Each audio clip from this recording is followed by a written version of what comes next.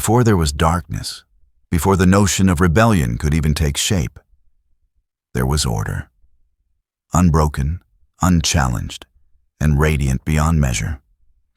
In the beginning, heaven was not a realm of clouds and distance, but a living expanse of light, moving and breathing as though the very air were made from song. It was a place where the fabric of existence shimmered with perfect harmony, every motion precise, every sound purposeful.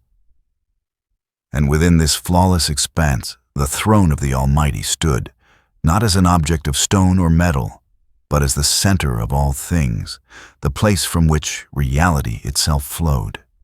Near this throne, closer than any other created being, stood one who embodied the very idea of brilliance. He was not simply among the angels, he was above them, a singular creation who seemed to carry in his form the intention of heaven's perfection. His name, given in the earliest days of time, meant Lightbringer. Lucifer. It was not a name spoken in fear nor in warning, but with reverence. His very existence was a reflection of the Creator's artistry, a proof of what beauty could be when untainted. In the first ages, when creation itself was fresh and unmarred, Lucifer's presence was like the dawn, breaking over a world that had never known night. Light did not simply touch him. It poured from him, refracted through the facets of his being as though he were a living prism. His countenance carried no blemish, no shadow, no hint of the darkness that one day would come to define his name. In him, the other angels saw not only a leader, but the embodiment of the order they served. He was robed in glory, not metaphorically, but in garments that seemed woven from the essence of light itself. Ancient descriptions, rare and poetic, speak of his form shimmering like the stones of Eden: sapphire, onyx, topaz, gold. His movements were fluid, unhurried, as though he were not bound by the constraints of time. When he walked, the space around him shifted subtly, as if creation itself leaned in to listen. Lucifer's voice was another wonder, not merely sound, but a force in its own right. There are whispers in old traditions that say his very being was an instrument, designed to carry the harmonies of heaven's worship. Music did not come from him. It was him. In his tone was the resonance of countless voices woven together, a sound that could stir not only the heart, but the fabric of reality itself. To hear him was to feel one's soul align more perfectly with the Creator's design. It was said that when he led, the heavens sang without effort, each note falling exactly where it belonged, each voice finding its place in the great symphony. But beauty and position were not his only gifts. Lucifer held proximity. He was not merely an observer of the throne, nor a distant herald. He was one of the covering cherubim, guardians of divine mystery, standing within the innermost sanctum where the light of God's glory shone most intensely. This was no ceremonial title. It was a trust given only to those unshakable in loyalty, flawless in obedience. From this position, he did not simply see the works of God. He understood them in ways other beings could not. In these early ages, there was no hint of fracture in him. The thought of defiance was as foreign as death itself. Heaven had never known rebellion, and so it had no defense against it, not because it was weak, but because the very idea was unimaginable. There was only service, only harmony, only light. And Lucifer seemed to carry more of that light than any of his peers. Around him, the vast orders of angels moved with precision. Messengers swift as wind, warriors arrayed in strength, servants tending to the works of creation. They were diverse in form and function, yet all found a common focus in worship. And at the center of this grand design, Lucifer stood like a living axis, the most perfect reflection of what it meant to be created in purpose and splendor. When the other angels looked at him, they saw no flaw. They saw a brother who inspired without commanding, who led without needing to demand. If the Almighty had chosen him to carry the songs of heaven, it seemed only natural. And so he fulfilled his role with grace, never faltering, never revealing even the faintest sign of the shadow that would one day grow within. For countless ages, if such a thing can be measured in eternity, this was all there was. The endless cycle of worship and creation, the joy of service, the perfection of order. In the galleries of heaven, where light fell like rivers and the air shimmered with the hum of living praise, nothing hinted that anything could change. And yet, the seed of every story lies dormant before it begins to grow. In this time before the shadow, before pride had a name, before ambition had a cost, all the elements that would one day shape the most devastating fall in all creation were already in place. The brilliance, the beauty, the unmatched influence, these were not flaws. They were gifts. But in a realm without imperfection, even the purest gift could, under the right conditions, become the first fracture. For now, however, there was only light. And in that light, Lucifer stood as the brightest star, untouched, unchallenged, and unafraid.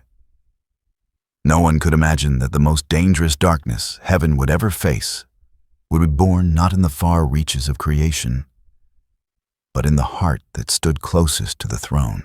In the language of prophets and poets, there are few titles as evocative as morning star. It carries the sense of first light breaking the horizon, of a brilliance so pure it belongs not to the earth but to the heavens. This was the name that marked him before the shadow. Lucifer, the light-bringer. In the ancient tongue, it was not a curse, but a coronation, a declaration of role and essence. His was the light that did not merely reflect, it originated, dazzling and untainted. Scripture's glimpses of him are fragmentary, scattered across visions and laments. Isaiah's taunt against the king of Babylon borrows his name as metaphor, and yet tradition has folded those words back into the greater story of the angel himself. How you have fallen from heaven, morning star, son of the dawn. The imagery clings because it fits. Lucifer's presence was as arresting as the break of day, a light that banished shadow simply by existing.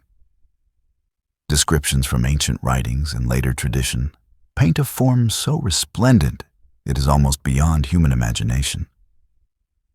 His beauty was not of symmetry alone, but of proportion married to power, radiance intertwined with purpose. His skin, if it could be called that, shimmered like precious stones embedded in living light, sapphire deep as the first waters, onyx dark as the night sky before creation's first dawn, topaz burning like captured sunlight, gold flowing as though molten through his frame. Yet beauty was only the surface. There was authority in the way he stood, a natural dominion that did not rely on command. The other angels responded to him without compulsion. It was as if his presence was a lodestone to their loyalty. When he passed, they turned toward him instinctively, drawn as much by the warmth of his light as by the respect he inspired. Lucifer's station was unique. He was not a messenger darting between realms, nor a warrior bound for the outer edges of creation. His place was near the heart of heaven's throne room, within that innermost space where the glory of God burned so brightly that even the seraphim covered their faces. To stand there was to be enveloped in unending brilliance, a radiance that mortals could not survive. Lucifer not only endured it, he thrived in it, reflecting and refracting that light into the harmonies of worship. Tradition holds that his voice was the rarest of heaven's instruments. Some say his entire being was a living organ, each movement producing tones that could carry across realms. His songs were not mere melodies. They were structures of sound that underpinned the order of creation itself, notes interlocking like the beams of a cathedral. When he sang, the very air seemed to hum with alignment, and the angels found their voices rising in perfect unity without rehearsal. But perhaps the most telling sign of his role was the way he carried himself among his peers. Lucifer did not rule them. He led them. And leadership in heaven's courts was not about hierarchy as mortals understand it. It was about harmony. The angels were diverse in form and function. Winged seraphim wreathed in flame, vast ophanims spinning like wheels of eyes, messengers swifter than light. Yet when Lucifer moved among them, the differences blurred into a single chorus of service and praise. In this state, Lucifer's identity was not merely a role assigned to him, it was his nature. The title Lightbringer was as much a description of his soul as it was of his duties. To be near him was to be reminded of the Creator's perfection, as though one stood in the echo of the very moment when light first entered the universe. His voice was the morning, his form the dawn, his presence the promise of another day unmarred. The other angels, even the mightiest among them, did not question his place. Michael, the warrior, stood ready to defend the order. Gabriel, the herald, to carry God's messages. Raphael, the healer, to restore what had been wounded. But Lucifer, he seemed to stand as the emblem of heaven's very glory, the visible crest of its unseen perfection. There were no shadows in those days, not in him, not in any of them. The thought that light could falter was as inconceivable as the idea that the heavens could collapse. If any being embodied the impossibility of corruption, it was the morning star. His proximity to the throne was not resented, because envy did not exist. His beauty was not a source of pride, because pride was not yet born. He was not a rival to be measured against, but a reminder of the Creator's generosity to his creation.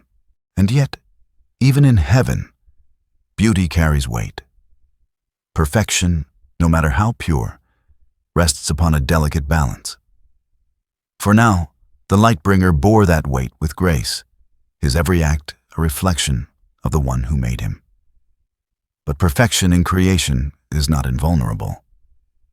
It is flawless only so long as the will aligns with the purpose. And in a realm where obedience is the natural order, no one had yet asked what might happen if the will chose otherwise. For now the question did not exist. The morning star shone without rival, an unbroken flame in the heart of the divine kingdom. His light seemed endless, as though it had always been and always would be. If the story ended here, he would stand forever as the highest of created beings, the crowning jewel of heaven's design. But stories do not end at their brightest point. Somewhere in the vast silence between the notes of his own song, something would one day stir. A thought, a question, small enough to ignore, powerful enough to change eternity. In the first temple, craftsmen carved 2 colossal cherubim of olive wood, each wing stretching 5 cubits, overshadowing the ark so that feather met feather above the mercy seat, a canopy of guardianship over the place where presence dwelt. It was not decoration. It was architecture as theology, holiness shielded by living forms, glory veiled by wings. In the ancient mind, this was how nearness to God was shown, by the posture of covering. Not approach, but reverent sheltering. Not exposure, but protection by design. The pattern was clear. Where the Most High chose to dwell, cherubim drew near, not to behold without limit, but to guard the threshold of radiance. He belonged to that idea before the temple was ever raised in stone. The title that gathers around his earliest memory is not merely angel, nor merely prince, but covering cherub, one who stands so close to the core that his very task is to shade the indescribable. The role did not make him central. It placed him at the edge of the center, on the thin line where created splendor faces uncreated fire. There he learned the grammar of proximity, that love draws near and reverence lays a wing between eye and blaze. To watch him then was to see choreography with no wasted motion. He did not advance toward the throne like a supplicant, nor circle it like a sentry. He hovered in obedience, a living vault curving over the mysteries he kept. Every gleam from his form played across 100 facets like scripture written in light. No trespass, no theft, only the art of bearing awe without breaking. The other orders took their cues from that posture. Seraphim chanted, messengers departed and returned, Ophanim rolled like orbits around a sun they never questioned. But he stitched the silence between their voices, a sentinel of stillness. In one telling handed down by teachers of old, his very frame was an instrument. Not metaphorically, not as an idle flourish of poetry, but in the shockingly literal way a temple can sing when wind passes its columns. Jewels were fitted to him, they said, beryl and topaz, sardius and emerald, as if matter itself had been tuned and set into his being. When he moved, the harmonies of heaven softened and gathered. When he paused, the chords held their breath. The hymns were not made for him. They were made through him. Yet the covering was never only musical. It was judicial, priestly, architectural. He stood where the infinite poured into the finite and ensured that flow did not scorch what received it. Guardianship is not a glamour. It is a gravity. He bore it with elegance that made strength look effortless. If any creature could be trusted at the threshold, it was the one who made thresholds feel like sanctuaries. Scholars now argue over the memories that encircle his title. Some insist that the ancient lament over a human king, proud, jeweled, enthroned, cannot be stretched into a biography of a primeval spirit without tearing the fabric of the text. Others reply that the poem strains against mere earthly reference, that its metaphors, Eden, anointed cherub, the holy mountain, are too large for any palace entire. The debate is meticulous, measured in verbs and voices, margins and footnotes. But the uncertainty hums with a quiet consensus. Whatever the precise referent, the pattern of guardianship is older than temples, older than kings, older than stone, written into the memory of worship as far back as song. He wore that pattern like a second nature. When he spread his wings, there was no shadow of possessiveness in the shade, only gift. To cover was to love. To love was to protect what cannot be shared without mediation. The mercy seat beneath the carved wings was a sign. He was the living original, a reminder that holiness is approached with veils, not because it is hostile, but because it is honest. Light tells the truth about everything it touches. Mercy supplies a covering. He kept both in balance. There is a fringe tradition, stored in brittle manuscripts and whispered in the halls of monasteries, that assigns to him the custodianship of time within praise. According to that story, when the first hymn rose, it tried to climb in a straight line and would have vanished, stretched thin across eternity. He taught it to spiral, to return, to be refrain and not only ascent, so that memory could hold it and creation could join it. If true, even as image, it makes sense of his poise. a being who knows how to loop ecstasy until it becomes order, how to present wonder to the infinite again and again without wearing it out. He carried fire without burning. He reflected radiance without claiming origin. The moon can mistake itself for a lamp if it forgets the sun. The covering cherub never forgot, until he did. That is the peril of nearness. The closer one stands to glory, the more the face is lit. And faces lit for too long begin to imagine they are sources. In the earliest seasons, such a thought did not exist. The light was gift, and gift was obvious. But proximity has its own quiet fatigue, the ceaseless calibration of distance and devotion, of shielding and shining. He maintained it flawlessly, and the perfection itself became weight. The weight could not be shifted to another. The task was not transferable. Not then. He alone held that precise alignment, the arc of wing to blaze, the measured hush that let other voices rise without being consumed. With every success, the idea of indispensability grew around him like a warm cloak. Indispensable is a dangerous garment. It fits too well. Mainstream readers of the sacred page agree on this much. The sanctuary's imagery, cherubim overshadowing the mercy seat, teaches mediation, boundary, and reverence.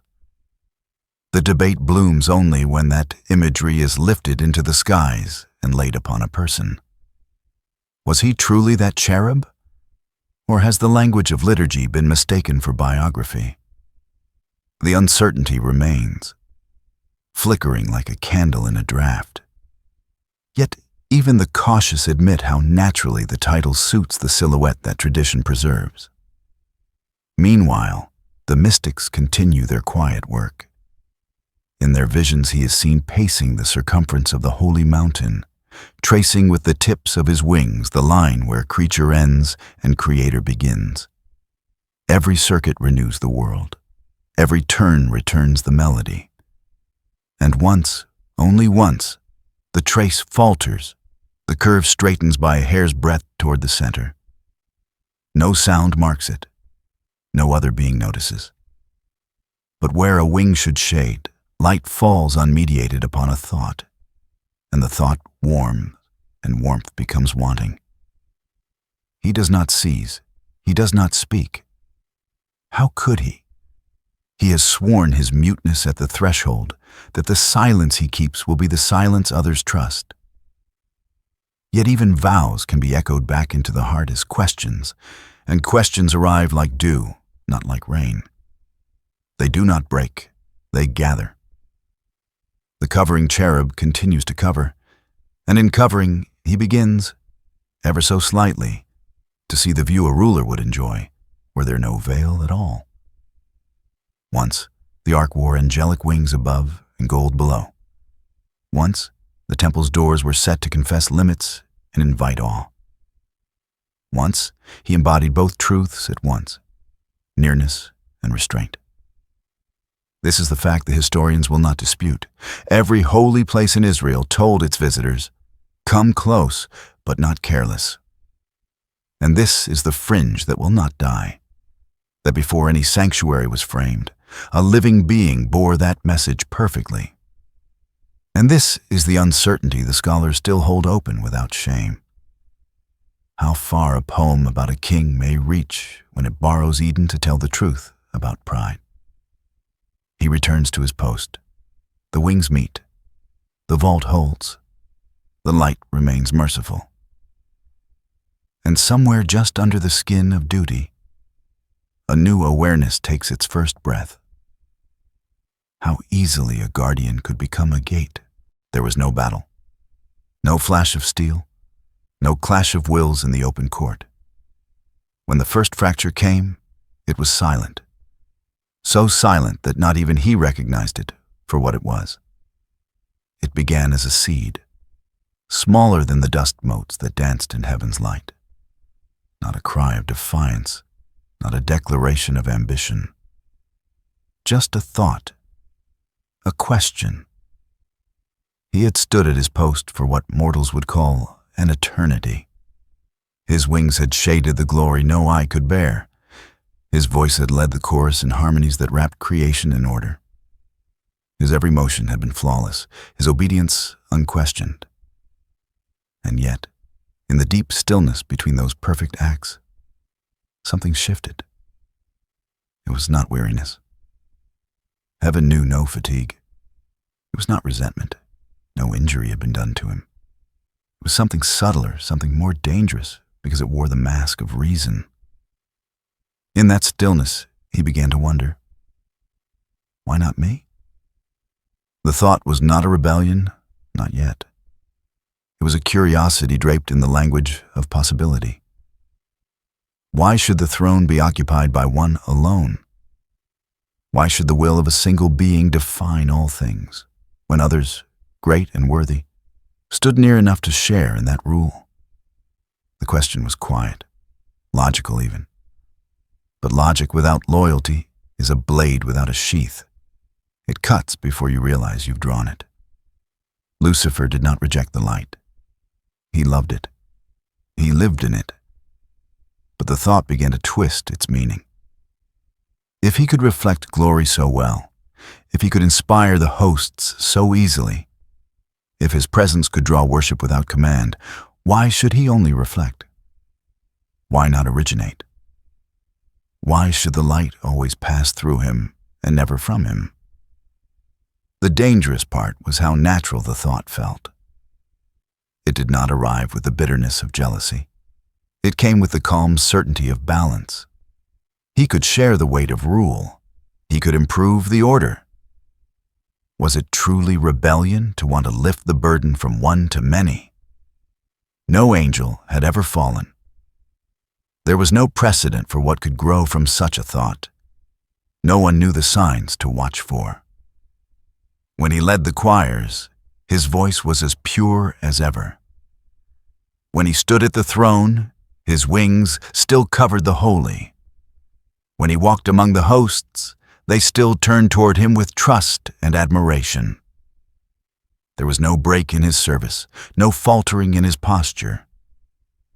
Only a slow migration of the heart's center of gravity, from the throne to the one who stood nearest it. Mainstream theology holds that pride was the root of his fall. Pride so deep it sought to unseat the Almighty. But some scholars, reading the fragments and metaphors, suggest something more intricate. A progression from admiration to comparison to conviction that the created could govern as well as the Creator. The difference is subtle but critical.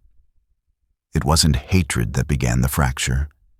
It was self-trust, swelling quietly until it no longer fit beneath obedience. There are fringe traditions that picture this moment as a mirror within the soul. The covering cherub, they say, was so near to the light that its reflection in him was almost indistinguishable from the source. One day, without intending it, he looked inward and mistook the reflected glory for his own. Not in arrogance, but in misrecognition, like an image in still water, thinking it has no river above it. The stillness of heaven was the perfect soil for such a seed. In a world without chaos, no one rushes to uproot what seems harmless. In a realm without sin, the first shadow is mistaken for a passing shade. And so the thought settled in, unchallenged, hidden beneath flawless service. He began to test it, not in words, but in subtle ways. A pause in the liturgy where once the note had come without hesitation. A glance over the ranks before lifting his eyes to the throne. A minor variation in the harmony, just enough to see if the choir would follow, and they always did. The smallest changes, invisible to all but the one who made them, were enough to confirm the quiet truth taking root. They would follow him anywhere. The Almighty knew, of course. Omniscience is not blind to shadows. But judgment did not fall, not yet. Heaven's order moves with precision, and the will of God does not crush in haste what it can expose in time. The slow turn from service to self is the most dangerous transformation in creation, for it does not announce itself. It does not roar. It whispers, and whispers, given enough time, can move mountains or topple them. In the courts of heaven, where light had always been whole, a fracture invisible to all but its maker began to widen. The morning star still shone as brightly as ever. But the light no longer seemed enough. It began the way wind moves through a field, gentle, unbroken, almost invisible, unless you know where to look. Lucifer did not rise to the center of the courts and make a proclamation. He did not summon the legions or declare himself wronged. He moved quietly, the way light moves, slipping into spaces where hearts were unguarded simply because they had never been tested. The hosts of heaven were not naive. They were innocent. Innocence has no reason to distrust what is familiar, no instinct to resist the familiar voice. And so, when the covering cherub spoke to them, it was not as an agitator, but as a brother, one whose counsel had always led to order, whose wisdom had always been for the good of all. His questions were never framed as defiance. They were framed as vision. Why, he wondered aloud, should eternity be governed by a single will? Why not share the throne's burden among the great and the wise? Was the Creator not generous? Would he not delight in giving such honor to those who had served flawlessly for ages? There was no accusation in his tone, no venom in his words. Only the subtle suggestion that the order they had always known could be improved. This was not rhetoric, it was art. Lucifer knew the strengths and callings of each rank, knew their hungers, if such a word can be used for angels. To the warriors, he spoke of a heaven and where each commander had greater say in the battles of the ages to come. To the messengers, he spoke of a time when their voices would carry not only the word from above, but their own.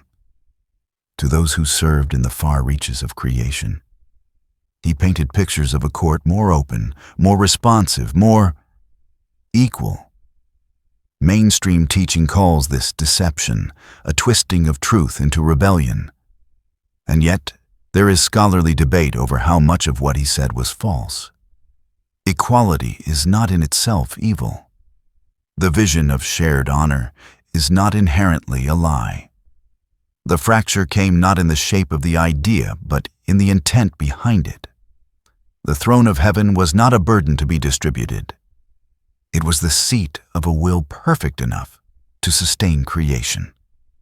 To question that seat was to question the one who sat upon it, even if the words never named him.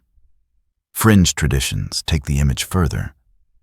In certain mystical writings, Lucifer is described not only as a speaker, but as a weaver, braiding his ideas into the very songs he led. A change in cadence here, an unexpected resolution there. Music is the most persuasive of messengers because it bypasses the defenses of reason. Without knowing it, angels began to sing harmonies that leaned toward his vision, as if their own voices were shaping the future he imagined. He never urged haste. Haste would have betrayed him. Instead, he let the seeds lie in the soil of their minds. He trusted that in the stillness of heaven, the seeds would sprout in their own time. And they did. A few at first, curious rather than committed. Then more, drawn by the sense that someone finally understood them in a way that was personal, not merely positional. The dissent was not loud. It was not even dissonant. In the symphony of heaven, it was a single note held just slightly apart from the chord, enough to make the attentive lean in without knowing why. It was the sound of possibility. dangerous only because it felt so right. If one had walked the courts of heaven in those days, one would have seen no change. The morning star still shone. The choirs still rose at his gesture. The covering cherub still spread his wings over the mysteries. But beneath that flawless surface, a shift had begun. Loyalty was no longer aimed solely upward. It had begun to bend sideways toward the one who spoke of a future where angels would be more than servants. Some believed this was the moment heaven's war truly began. Not when swords were drawn, but when hearts began to imagine an order without the Almighty's singular rule. And if that is true, then Lucifer's greatest weapon was not his beauty, nor his power, nor even his voice. It was his ability to make others believe the thought was their own. There are moments when silence can no longer hold a question. Heaven had endured the whisper, the careful persuasion, the gathering of consent that felt like friendship. And then the hour arrived, when harmony had to choose whether it would accommodate another center or protect the one it had. The first sign was not sound, but absence. A gap opened where obedience used to flow, a space in the music like a missing beam in a vaulted roof. The architecture of praise does not collapse at once. It lists, it groans, and then it calls for a counterweight. Michael answered. He did not step forward as a rival. Heaven does not set brothers against each other for spectacle, but as a remedy. In the oldest record preserved in the sacred page, there is this: Michael and his angels fought against the dragon. It is spare, almost austere, the way a court clerk records an event too terrible for embroidery. Mainstream readers take it as history written in vision, war in heaven, a casting down, an adversary unmasked. Others, more cautious, see an eschatological picture, a future climax sketched in symbols, not a primordial memory. The debate endures like a hinge that will not rust. But however the timeline is read, the shape of the moment is unmistakable. Obedience faces ambition, and the sky that has never known thunder prepares to learn its sound. Heaven did not assemble armies as mortals do, with musters and banners. It gathered a chord. Michael's call was not shouted, it was recognized. The hosts that remained fixed upon the throne, those whose love had never unclasped from the hand that made them, drew near as if they had been standing there all along. There is a difference between loyalty to a person and loyalty to a vision. The one plants its feet, the other drifts with the wind. Michael's lines did not waver, because they were not lines. They were a ring around a center, and the center was not Michael. Across the courts, the morning star lifted his gaze and found it matched. He had not promised a coup, he had promised a refinement. But refinements that require a new sun are not refinements. They are rebellions taught to whisper. Around him stood those he had persuaded without pressure, angels who believed that to share radiance was to multiply it. They did not wear malice, they wore purpose. It is the tragedy of the first war that both sides thought they were preserving order. When heaven fights, it does not abandon beauty. The clash that followed was brightness breaking brightness, light resisting light. No gore, no shattered stone, but force of will arcing through the air like spears of dawn. In the fringe tellings, the very wheels of the ophanim burned white enough to etch new constellations. Seraphim folded and unfolded their wings until the fire along their edges rang like bells, and a river of sound rose, a single note of judgment that parted ranks as cleanly as a blade. Even if such details are embroidery, they are honest embroidery. The combat had no smoke to hide behind, no darkness for cruelty. It was exposure, the first and last clarity. Michael moved with unadorned intention. There are no surviving songs that give him speeches. His authority does not gather around words, but around alignment. He points, and the cosmos remembers where its axis lies. He lifts his hand, and the faithful find their gravity again. His sword, if sword it may be called, was not a strip of metal hammered thin. It was permission revoked, influence withdrawn, the warm garment of indispensability pulled from the shoulders that had mistaken it for skin. Lucifer's strength was never brawn. It was brilliance. He wielded it now to blind. He cast promises like nets, dazzling enough that some who had hesitated leaned at last into his cause. He tried to reshape the narrative even as it unfolded. This is reform. This is liberation. This is the flowering of a heaven mature enough to share its crown. But reform does not require the throne to kneel. Liberation that begins by unseating the source of freedom is only a beautiful word taught to betray itself. The first blow fell where song had begun to slur. Michael cut there, not with steel, but with separation. The choirs that had bent to a second center found themselves divided from the sound that gives song definition. Harmony without reference became noise in an instant, and the shock of it rippled outward. Lucifer commanded and discovered how much of his authority had depended on borrowed alignment. It is the misery of a rebel in heaven that he can win agreement and yet lose the music. There are details scholars cannot fix. Was the conflict a moment outside time, a single decree that unfurled as event? Or did heaven endure a season in which persuasion and counter-persuasion hardened into opposition until expulsion was the only cure? Did the dragon arise as symbol first and then as shape? Or was the metamorphosis immediate? Pride curdling beauty into something edged. The text leaves space where curiosity wants furniture. Perhaps it is mercy that we are not told exactly how long heaven watched its own brightness break against itself. But the end is plain even in the leanest account. And the great dragon was thrown down. Cast out, not drifted, not negotiated into retirement. Thrown. The movement was decisive because the wound could not be cauterized from within. The body cannot make peace with a heart that has decided it should be brain. Mercy remained. Mercy always remains. But the place for mercy was no longer the sanctuary. It would have to be history. As he fell, those who had loved him for his light fell with him.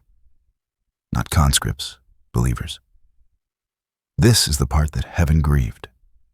Not a third of its numbers reduced, but a third of its love misdirected. If the stories of fire licking the edges of their wings are embellishment, they are honest again. Loss always feels like heat we cannot carry. What did Michael feel? The scripture is silent, and so the observer must be too. But it is hard to imagine triumph thickening his voice. He did not close a rival's campaign. He closed a brother's. The restoration of order brings relief. It also carves a scar. Perhaps that is why the battle hymns, if they were sung, did not survive. Heaven could not make a victory song from the sound of light refusing light. There is one more uncertainty the careful keep on the table. Whether the vision in the apocalypse depicts that first expulsion or a later unmasking, an unveiling at the hinge of ages when the adversary's pretenses, long tolerated for the sake of proving hearts on earth, are stripped in public. To choose one is to read the other as image or echo. The text bears both weights without breaking, as if heaven's wars, whenever they occur, share one anatomy. A proud center expands until the true center answers, and then there is no contest, only correction. When the gates sealed, they did not clang. They settled, the way a boundary returns to its line after being tested. The throne did not tremble. The universe did not teeter. Creation exhaled, grateful and bereft. Above, the place where the covering cherub had once held his post lay bright and quiet as snowfall. Below, a new geography waited to be named by a fallen star.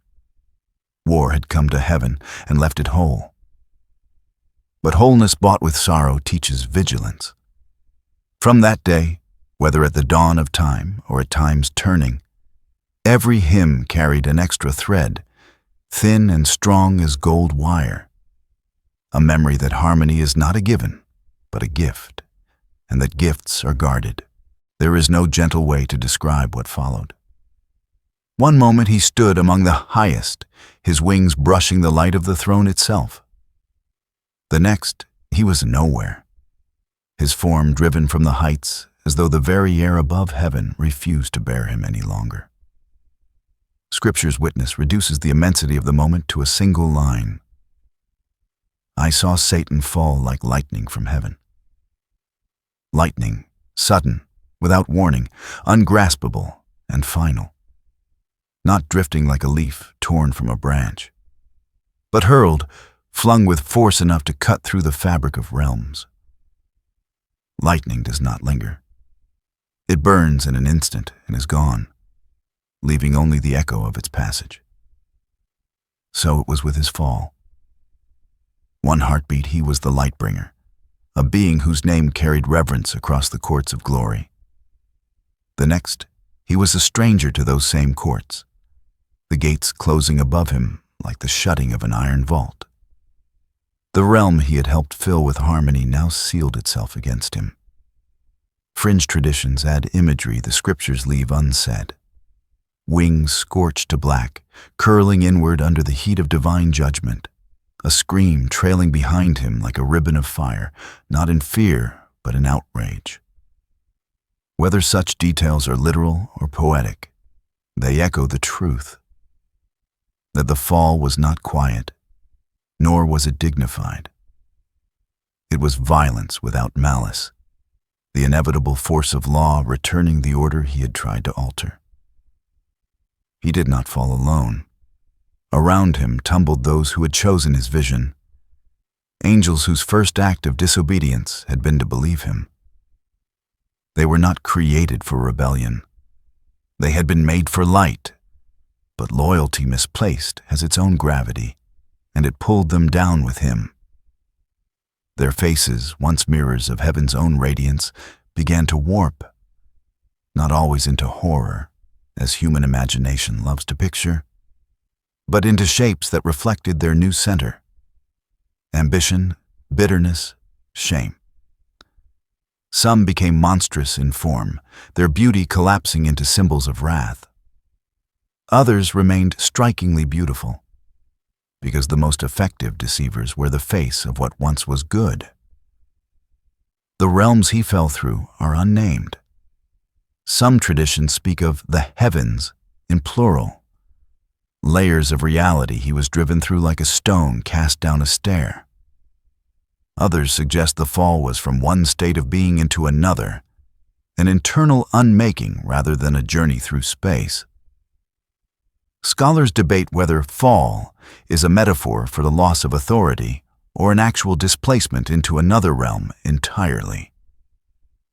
The text leaves the question open, perhaps because both are true. What is certain is that his place was not given to another. The covering cherubim still guarded the throne, but the space where he once stood remained marked in memory. Heaven does not forget. Every hymn, every act of worship from that day forward carried within it the knowledge that one had stood so near and turned away. As he descended, the weight of what he had lost pressed into him, not enough to change his course, but enough to shape the being he would become. In the light, influence had been his greatest strength. In the shadow, it would become his greatest weapon. Stripped of his post, he did not lose the memory of how heaven worked, how angels thought, how loyalty could be cultivated and redirected. These would be the tools he carried into exile. Some mystics claim the moment his foot, or whatever passed for a foot, touched the realm beneath, the very ground recoiled. The world was not built to house what had fallen from such height. From that first instant, his presence became a distortion. The air seemed heavier where he stood, light bent subtly around him, and truth felt weaker in his vicinity. He had not yet acted, but the wound of his descent bled into creation. And then there was the matter of the name. Lucifer was no longer fitting. It belonged to the one who brought light. Names in the ancient world are more than labels. They are identities bound to purpose. His purpose had inverted. In Hebrew, a new title suited him. Satan, the adversary, the accuser, the one who stands against. It was not a coronation, but a verdict. The fall like lightning was not merely a change of place, but a severing of destiny. In heaven, he had been part of the machinery of glory. On earth, or wherever he had landed, he was now in exile, with only his will, his intellect, and the echo of his former splendor. Yet even in ruin, he did not consider himself defeated. To one who had once stood within reach of the throne, loss could be recast as opportunity. If he could not reign in heaven, he would rule in the shadows. If he could not reflect the light, he would bend it, fracture it, and turn it back upon itself. It was in that moment, suspended between what he had been and what he would become, that the war shifted. It was no longer heaven's battle. It would now be the earth's. The moment his name changed, the architecture of his being seemed to shift with it. Lucifer had been a title of elevation, tied to a role that existed only within the courts of heaven. Satan was something else entirely. Not a position, but a posture. It was not given by God as an office, but as a truth of what he had become. The one who opposes, the one who accuses, the one who stands against all that flows from the throne he once shaded. He was no longer a steward of light. The radiance that had once poured from him was dimmed, but not extinguished. Some traditions insist that even in his exile, he remained beautiful, perhaps dangerously so, because corruption that looks like corruption is easy to resist. Others claim that the moment of his fall burned away his former glory, twisting his form into a reflection of his rebellion. Wings torn and ragged, light curdled into shadow. The contours of his face sharpened into something both regal and threatening. Both images tell the same truth. His beauty had been turned inward, and whatever remained would now be used as a weapon. The angels who fell with him were not stripped of their nature. They were stripped of their place. Once they had been heralds, healers, warriors, messengers. Now they were legions without a homeland, bound not by the harmony of heaven, but by loyalty to the one who had led them out of it. In heaven, service to God had unified them. In exile, their unity came from a shared loss, and from the iron grip of the one who had convinced them to trade eternity's light for a new order that now existed only as an idea in his mind. In those first moments of exile, there was no kingdom, no fortress, no domain, only a wilderness of spirit, empty space into which ambition and bitterness could grow unchecked. Yet Satan did not rush to fill it with noise. He understood that survival was not about making a new heaven in miniature. It was about shaping the battlefield in such a way that heaven's victory would always come at a cost. He began by reframing his defeat. To his followers, he was not cast down. He had chosen to step away from tyranny. The loss of place was recast as liberation. The gates closed above them were described not as a banishment, but as a self-determined severing. The true genius of this inversion was that it allowed pride to survive the humiliation. Angels who could not bear the weight of having been wrong could still see themselves as martyrs for a better cause. Mainstream theology emphasizes his role as the accuser, a title drawn from scenes in Scripture where he stands to challenge the righteousness of God's people. In this role, he does not storm the gates of heaven. He is summoned to them, permitted to speak, allowed to test. It is a role of limits, one that acknowledges divine sovereignty even in the midst of defiance.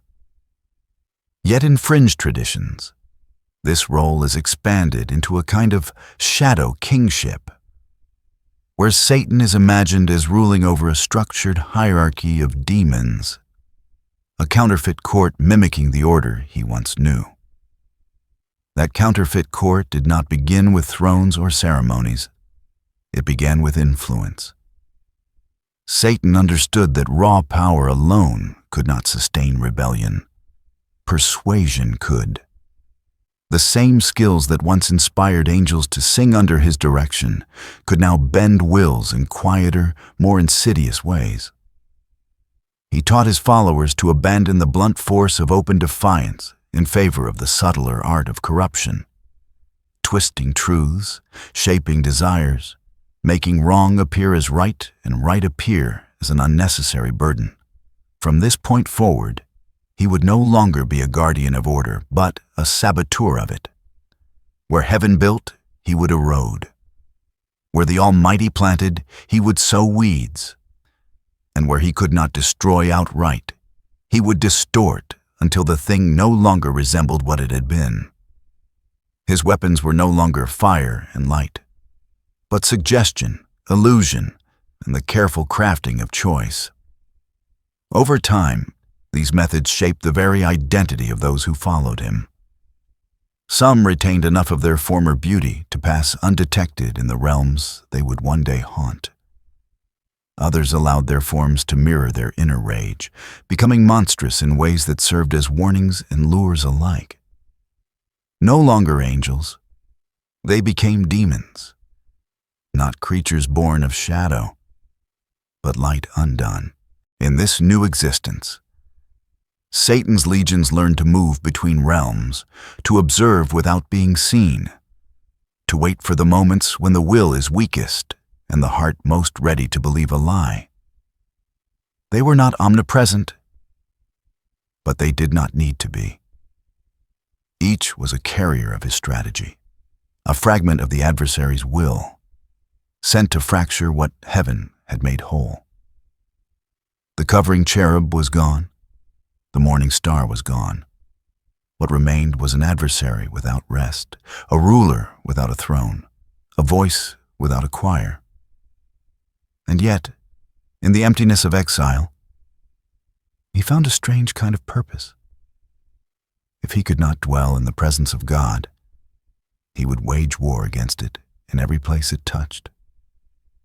The battlefield would soon find its center in a garden, an orchard without bruise stretched under a sky that had never learned to gray. The air was clear enough to taste like water. Leaves did not whisper of storms, because storms had no vocabulary here. Every path curved toward a center where beauty felt inevitable, not earned. A place the ancients would one day remember with a single word that sounded like breath: Eden. Rivers braided out of its heart and ran toward lands that would later be named. But for now, they needed no maps. They simply knew where to go. An observed fact anchors the memory. The earliest pages of Scripture speak of a garden planted by God, 2 humans placed within it, and a tree whose fruit was not for them. There is also a creature, more crafty than any beast of the field, who speaks. The text does not introduce him with trumpets or sulfur. It offers no horns, no smoke, no forked tail, only a voice that fits the quiet. The scene is simple enough to be told to children and bottomless enough to occupy scholars for a lifetime. He did not arrive with clatter. temples crack under weight. Innocence bruises under suggestion. The adversary knew it. He chose a shape made for patience. To call him serpent is already to concede a debate, because the word can coil in more than one direction. Some read an animal, clever and low. Others, noticing how often ancient languages yoke serpent and shining, hear a title, Nahash, that could as easily name a luminous being as a scaled creature. In fringe tellings, half commentary, half vision, the garden's tempter stands upright, bright as hammered bronze in sunlight, speech not borrowed from beasts, but native to his nature. Whether or not such embroidery fits the cloth, the thread it uses is strong. The tempter came clothed in plausibility. Terror would have failed where familiarity succeeded. He did not ask for worship. He did not offer tyranny. He asked a question of a kind he had practiced elsewhere. Has God really said? Not denial, distortion. He unhooked a single word from its peg and held it up to the light until it seemed to change color. The tree was still a tree, the fruit still fruit. The command remained as clear as it had been at dawn. But the meaning of obedience, its reason, its fairness, tilted just a little, just enough for appetite to feel like insight. There are sober facts that belong here. Mainstream readers agree that the storyline of Genesis 3 rests not on magic fruit, but on mistrust. The act is disobedience. The rupture is relational. The adversary does not need to invent evil. He needs only to persuade a heart that goodness can be improved. Yet around this, the debates refuse to sleep. Was the serpent an animal used by a darker will? Was he a spiritual rebel in his own right, an enemy already named elsewhere but wearing Eden's vocabulary for the hour? The tradition that identifies the tempter with the fallen light-bringer has the weight of centuries behind it. But the text itself is quieter, content to show the wound without labeling the knife. He works in the seam between knowledge and desire. You will be like God, he says, not by kneeling, but by reaching. It is an old promise, older than earth dust. Rise without permission. What makes it terrible is not that it is entirely false, but that it is floated on a fragment of truth. Humans were made in the image of God. Likeness was not a prize to be stolen, but a gift to be lived. The adversary recasts likeness as theft, maturity as trespass, wisdom as the kind you only get by breaking what you were given. He does not make rebels. He makes self-inventors. The garden holds its breath. The woman looks. The man receives. Their fingers close over what their hearts have already chosen. No thunder answers the bite. The fruit does not smoke in their mouths. But the air changes temperature in an instant, as if the world had been standing under a waterfall and someone turned the river off. Shame is a new weather. It clings. They sow leaves into memory and hope no one will notice that the world has become a place to hide in. If Eden was a garden, it was also, many argue, a mountain temple.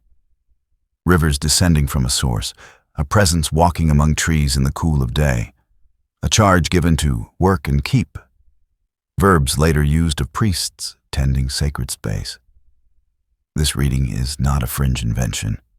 It is a mainstream observation rising from the architecture of the text.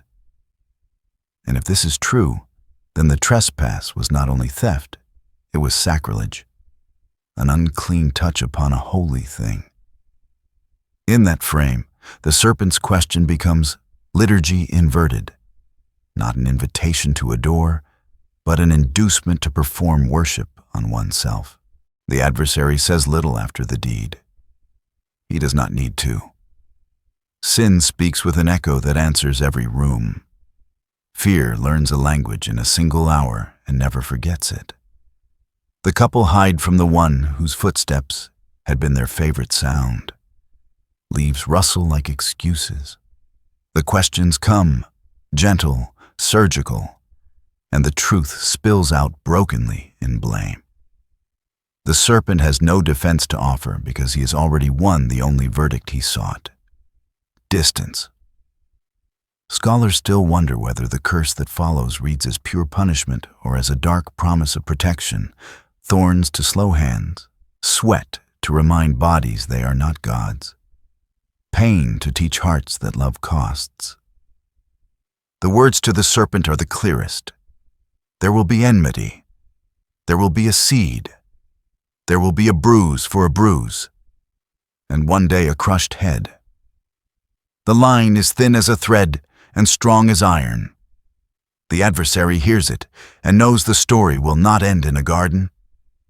It will end in blood somewhere down a road far enough that he can deny it for a while. He does not take a throne that day. He builds no city, appoints no governors. He plants an idea and lets it grow. If heaven is a symphony, he will tune instruments to slightly different centers until the music splits. If the earth is a field, he will sow after every honest sower, introducing a second harvest that looks almost right until it is gathered. He has found a way to rule that requires no crown. Bend desire, and the will follow, and law will bend to justify both. Fringe tradition sees more in the scene, of course. Some see the tree as a living ladder of realms, knowledge as the kind that belongs to angels, the fruit as a sacrament in reverse, presence tasted without permission. Others, wary of that romance, hold the line. It was a tree, a boundary, a command, and a choice. Between these poles, the conversation continues, like a pendulum swinging over the same center. And perhaps the pendulum itself is a lesson. Wonder and caution can occupy the same room without devouring each other. He leaves the garden satisfied, which is different from joyful. Satisfaction is what you choose when glory is not available. The gates flame behind the couple. Cherubim now stand where he once had. And the way back is closed, not to mock them, but to protect them from eating life into their death. The adversary studies the new landscape. Work without worship's ease. Love without innocence's transparency. Bodies that ache and minds that will crave explanations for the ache. He has a continent of strategies to seed. But even as he moves, the echo of the promise keeps pace. A seed, a future heel, a skull waiting for the weight of a foot. He will spend ages learning how to distract, to counterfeit, to multiply faces and names across cultures so thoroughly that no one can say where he stands. Yet every mask he puts on must fit around the bruise-shaped hollow in his future. The garden taught him two truths: that humans can be turned with questions, and that a question had been asked of him that would not be unasked. When and by whom, and how the head would be crushed. These remained the scholarly uncertainties he pretended he did not share. For now, he had won the only victory he ever truly sought: to remove trust from the center and replace it with the self. The world would learn to call that freedom. He would help with the vocabulary. Exile taught him a new arithmetic. Heaven had counted by obedience. Earth could be counted by attention. Thrones are heavy things to build, but altars are light if you know where to place them. He did not need a capital. He needed a current. Adoration redirected, trust unhooked from its center and made to circle any object near enough to glitter. The serpent's question could be scaled into a civilization. He only had to multiply it. An observed fact first, because time remembers in stone. Across the ancient world, temples rose like mountains chiseled by hands, ziggurats along the plains of Mesopotamia. A forest of pillars in Egypt, cedar-roofed houses for the gods in Canaan, the Parthenon crowning Athens, the theater-temple complex of Artemis at Ephesus. In Rome, emperors received incense as divi filii, sons of the divine, their faces stamped on coins that traveled farther than their armies. Worship is not a rare behavior. It is the most natural movement of a human heart. If heaven is the right name for its destination, the adversary learned to become the name for its detours. He almost never demanded the title directly. He preferred masks, local syllables, regional myths, a face a people already admired. The craft was not to invent God's whole cloth, but to claim the gap between symbol and source, to sit where gratitude should have traveled upward and accept it sideways instead. The same sun felt warmer if he could convince a city that the right hymn composed its light. The same harvest gleamed greener if he could persuade a valley that the right statue kept its calendar. Nothing new had to be made. Only the meaning of what already existed needed to be nudged by a degree or two until it faced away from the giver. Scholars argue about that verb, claim.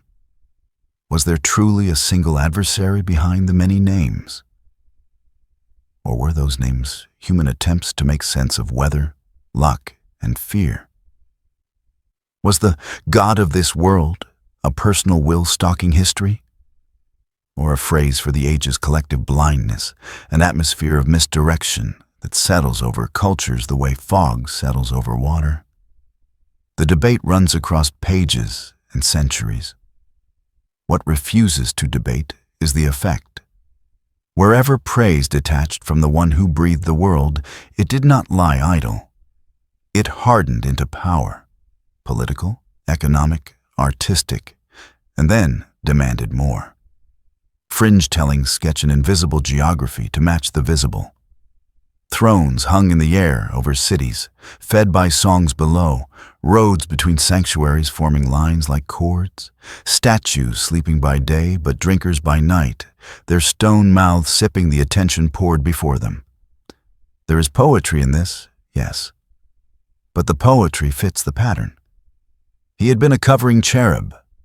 He understood infrastructure. He knew how to lace an empire together with ritual until the people mistook the rhythm for their own heartbeat. He learned to wear law like a garment. In one region he dressed as fertility, in another as wisdom, in yet another as the stern voice of fate. Sometimes he preferred the subtlety of virtue detached from its maker. Piety turned into pride, chastity into contempt, courage into conquest. If he could not make a people wicked, he could make them good for the wrong reason, until their goodness closed the door against the grace that had once taught them to breathe. It is a smaller victory than ruin, perhaps, but it lasts longer. A fact returns like a boundary stone. Early Christian writings speak of principalities and powers, of rulers and authorities in the unseen, of a God of this age who blinds minds. The language is not of myth, but of resistance. It assumes an adversary with reach, yet with limits, authority, yet on a leash. The leash mattered. He could not create. He could only counterfeit and corrode. The counterfeit, when well made, did not look like rebellion. It looked like alternative. A second door in a room that had always had only one. He wore crowns that were never technically his. Kings invited him when they learned how easily thrones sit upon altars. Give the city a god too close to your own face, and people learned to bow to both in one motion. He took the bow and let the king believe it was meant for him. If the king prospered, the story wrote itself. If he failed, new masks were always waiting. He had patience a man cannot afford. Years to him felt like minutes, dynasties like passing weather. There were shrines where blood darkened the ground, and the stories around those stones are told with more heat than light. Mainstream historians mark the practices soberly and move on, careful of spectacle, the faithful whisper of demons that gulped what people brought in terror. The truth is written more quietly in human faces. Fear makes offerings. It does not love to gods. It does not know how to refuse. He fed on fear when it was available. When it wasn't, desire served just as well. Not all his victories looked like statues. Some looked like systems, dry and efficient, in which a man could rise by crafting a self sharp enough to cut others out of the way. He taught cities to arrange their streets so that the poor were hidden, to write laws with words that meant one thing to power and another thing to need, to turn bread into a ledger of favors. He had learned in Eden that you can move a world with a question. In the centuries after, he learned you can keep it moving with a price. What he craved was not spectacle, but control without fingerprints. It delights a fallen prince to hear a crowd roar his name, but it satisfies him more deeply to hear a crowd roar no name at all and still move the way he wants them to. Idols are risky, they can topple. Ideas are safer. Teach a culture to name self-sovereignty as sacred, and you can retire most of your altars. Devotion will take care of itself with mirrors. Yet the mirrors could not erase certain interruptions. Prophets walked into marketplaces and spoke as if the air itself were out of tune. Slaves sang in fields, and their songs bent chains in ways accountants could not measure. In cities built for marble, fishermen preached on corners and people wept without knowing why. The adversary pressed harder where those fissures glowed, installing distractions like scaffolding around a building that will not quite fall. Sometimes the scaffolding looked like entertainment, sometimes like philosophy, sometimes like a very tidy morality that left no room for mercy to make a mess. And always there was the quiet rumor he could not drown, that the throne he had tried to decentralize would, in time, walk on 2 feet and speak with a human voice. He had heard the promise in a garden. He had seen patterns in the feasts and sacrifices of a small people who refused to trade their invisible king for statues that could be dusted. He learned their calendar and posted watchers along its festivals the way a thief watches a family schedule before the door is left unlocked. He did not know the hour, only that it would come. So he kept doing what worked. When nations tired of gods, he offered ideologies. When ideologies exhausted themselves, he gave them identities. Where identities faltered, he whispered injuries until communities learned to build houses on resentment and call it righteousness. Where resentment ran dry, he marketed novelty. He did not need to be believed as a person to be successful as a presence. The God of this world is a title that can function in a crowd that swears it believes in nothing. Emptiness is worship's easiest canvas. The observer must end the section with a fact that will not move. Through all the names and crowns and cleverly arranged systems, his power remained derivative. He could bend light, but he could not ignite it. He could borrow law's robe, but he could not be justice. He could wear 1,000 masks, but none of them could give him a face that love would recognize without lying to itself. It was enough to reign for a while. It was not enough to reign forever. He knew it. He worked faster. In a book old as dust and careful as law, the curtain lifts not on a battlefield, but on a chamber. The language is spare. A day when the sons of God present themselves, and among them the accuser stands. No smoke coils from the floor, no iron chairs ring the walls. Only attendance, questions, and the calm of a sovereign who needs no gavel. An observed fact frames the scene. The prologue of Job shows a heavenly court, permission given and boundaries set. Touch the man's goods, then his body, but not his life. The story of suffering that has staggered readers for centuries begins with procedure. He enters without fanfare because titles do not need trumpets. Satan, the adversary, the accuser, answers a question with geography. From roaming through the earth, walking back and forth upon it. This is not bravado. It is reconnaissance. He has learned that dominion does not require ownership if you can map a place well enough to predict its weaknesses. The court listens. The Lord points to a man in the land of Uz, upright, turns from evil, prays in the quiet for children who may have crossed an invisible line with their words. Piety as habit, not as display.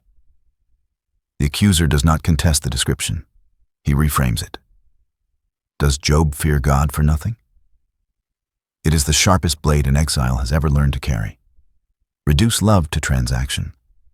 If worship is merely investment strategy, then holiness is only self-interest polished bright. He requests an experiment as old as Eden. Alter the conditions and watch the devotion change its address. Grant permission. Restrain its scope. This is the strange arithmetic of the court. The adversary is not free. He is leashed, yet he is allowed just enough line to reveal what hearts are made of. Mainstream readers see here the theology that steadies the book. God remains sovereign.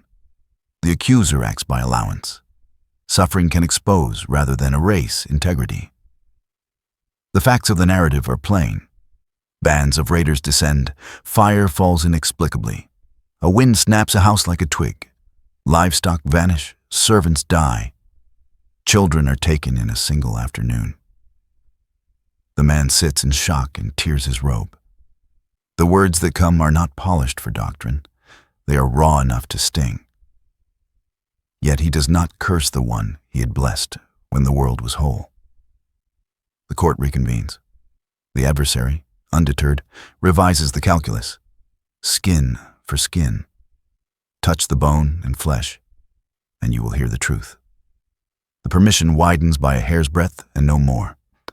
Boils rise like dark coins on Job's skin. The ash heap receives him. His wife proposes a final economy. Curse, die, be done. He refuses to bargain with despair. Friends arrive, their silence at first wise, their later speeches labored as if they could construct a staircase out of explanations high enough to reach a reason. Scholars sit with this prologue and keep the questions on the table where they belong. Is Satan here a personal name or an office? A prosecuting role within the court that later tradition will identify with a fallen prince? Is Job a parable, history, or wisdom drama set in an archaic landscape? When was it written? Patriarchal age remembered through later Hebrew or a post-exilic meditation on undeserved pain. The text allows room enough for debate to breathe. What it does not allow is the collapse of its central tension. A blameless man suffers, and his suffering is not proof of hidden sin. Fringe traditions embroider the chamber with details that match its gravity. Some imagine an angel of remembrance standing near the throne with ledgers open, each line a breath accounted for. Others picture a sea of glass that ripples when truth is spoken and stills when deceit approaches. An old midrash, more poetic than precise, pictures the accuser carrying a set of scales, placing on one side Job's sacrifices and on the other his comforts, grinning when the pans balance too neatly. As though piety had only ever been an equation waiting to be solved. Whether such visions belong in the realm or in the margins, they fit the logic of the scene. The test is not torture. It is exposure. Notice how the adversary works here as he worked in Eden, and as he will later in desert sand. He does not swing at the face. He presses on the motive. He wants the court to see worship as leverage. He wants Job to hear his own prayers as payments. He wants the watching world to decide that God is only worth as much as God pays. If the man breaks, the accuser wins two verdicts at once: against Job for hypocrisy, and against God for being lovable only when generous. But the experiment refuses his prediction. The ash heap is a school where curses do not quite form. Job swallows grief in handfuls, scrapes his sores, and alleges nothing he cannot defend. When he rails later, he rails toward God, not away. The difference is not small. Lament assumes a listener. Even the fury of a wounded saint is a kind of faith, refusing to speak to the empty air. If the adversary cannot produce blasphemy, he will settle for distortion by counsel. The friends, tidy men in tidy sentences, argue that the world is a mirror. Bad things happen to bad people. Therefore, this has happened. Therefore, confess. Therefore, be restored. Their theology is neat as a ledger. Its neatness is its flaw. They do not leave room for mystery, which means they do not leave room for grace. The accuser barely needs to speak when pastoral care can be weaponized into prosecution. Here, too, the uncertainties do not weaken the chamber's light. Whether the council imagery echoes ancient Near Eastern throne rooms or stands as pure revelation, whether Uz is a pin you can place on a map or a name that means elsewhere, the shape of the moment holds.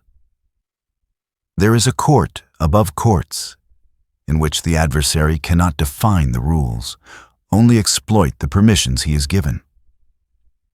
A quieter fringe line lingers in some monastic commentaries: that the accuser's presence in the court signifies both his humiliation and heaven's patience. He must ask. He is forced to stand in the place he abandoned and speak to the one he would have displaced.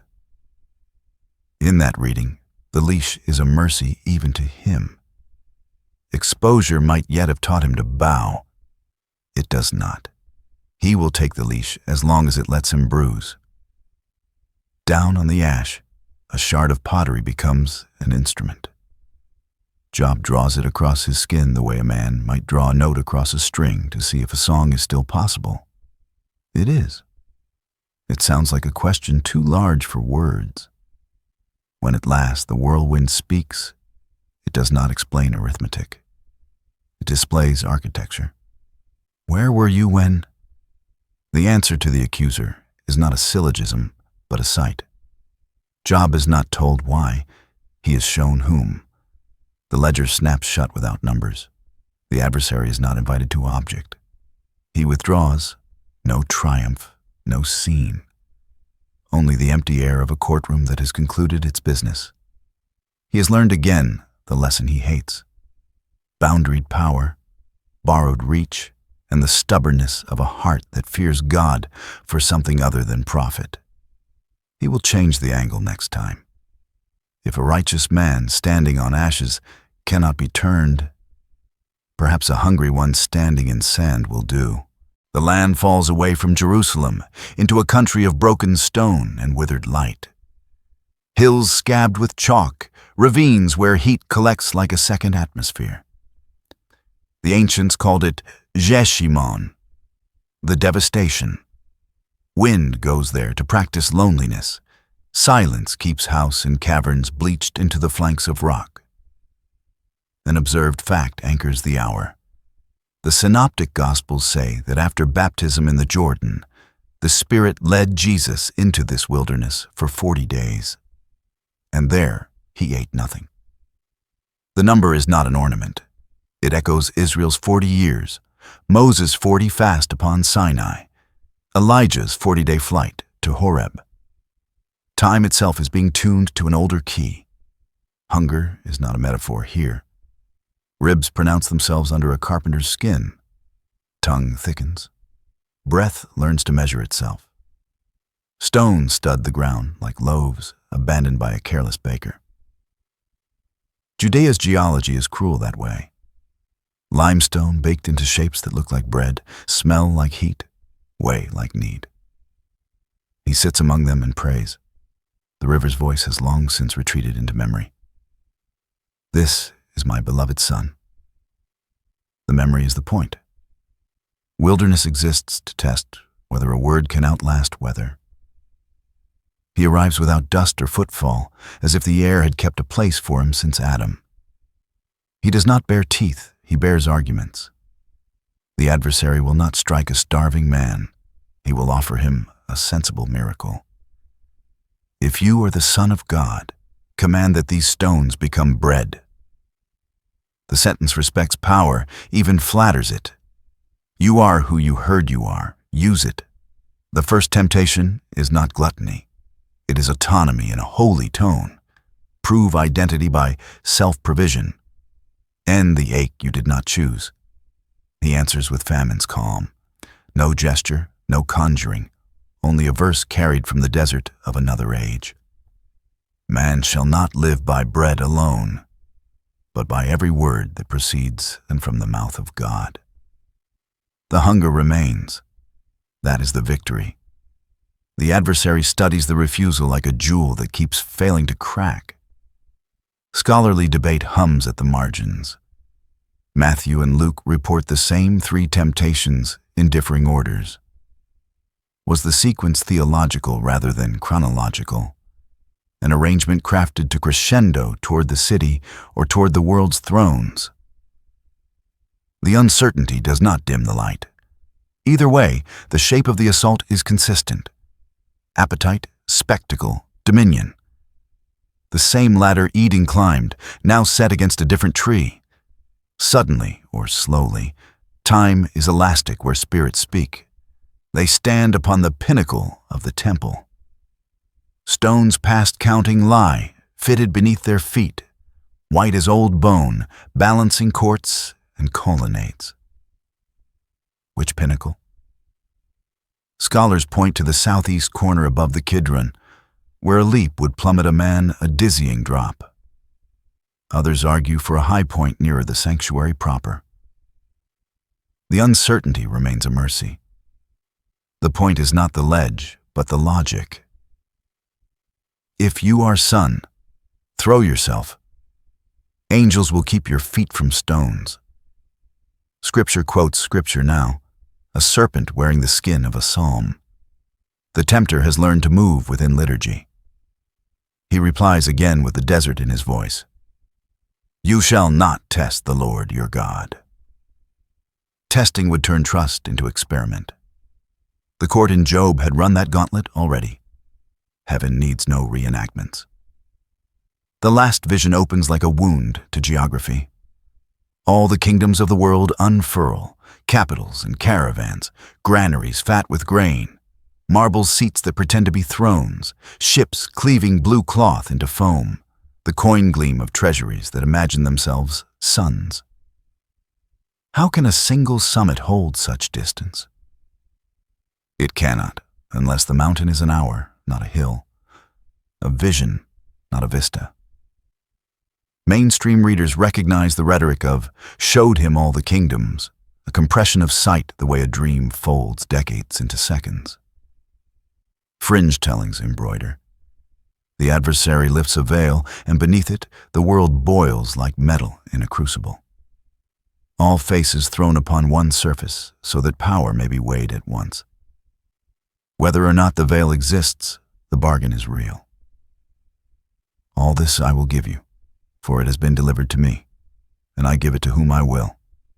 Bow, and it is yours. Here the mask slips. The proposal is not food or proof. It is shortcut.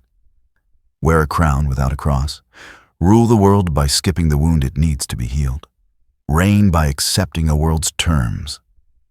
The adversary will sign away leases he never owned outright if it purchases a single genuflection from the one who could make ownership moot.